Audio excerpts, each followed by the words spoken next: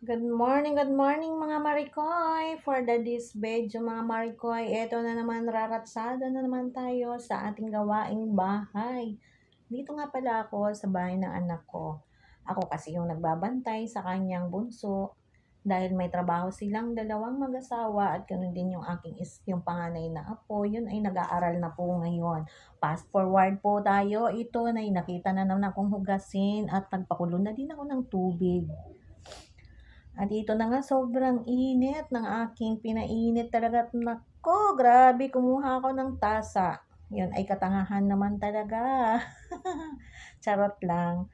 Siyempre, kailangan natin magpainit kasi nga kailangan yung mga kapi-kapi, kung sino yung magkakapi, etc. etc. At saka yung ating mga pamadalian na trabaho, kailangan din natin yan. At ayan, naghuhugas na nga ako ng natitira kong hugasan dahil kagabi ay inakyat ko po yan sa aming bahay. Kaya, ayan, ibinaba ko na din para dito ko na din hugasan. Kaya, ayan.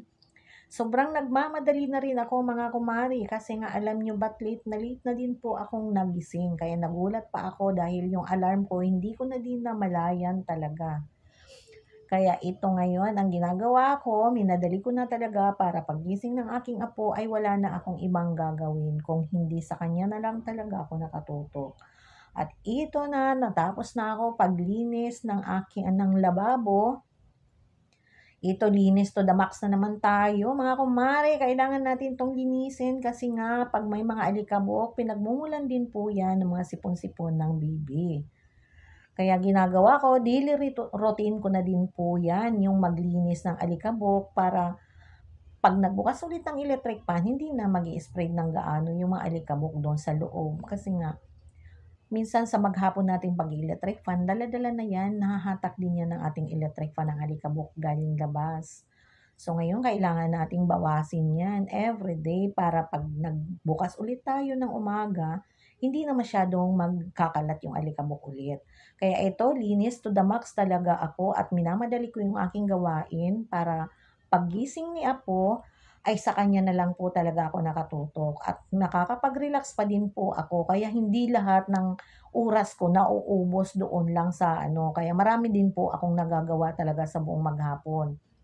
Kasi ako po yung lola na ayokong nakikita, nadudungis-dungis yung aking apo. Naku, Diyos ko.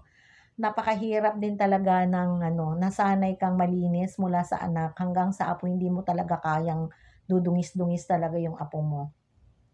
Kaya ito na nga mga kumare, matatapos na ako dito sa paglilinis at ako na may magre-relax ng konti.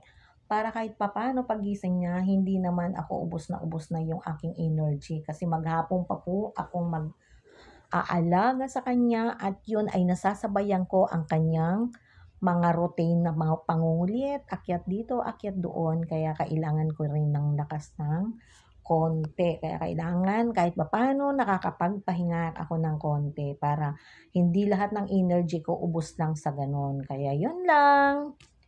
Sana nakatulong mga daily tips ko sa inyo mga kumare.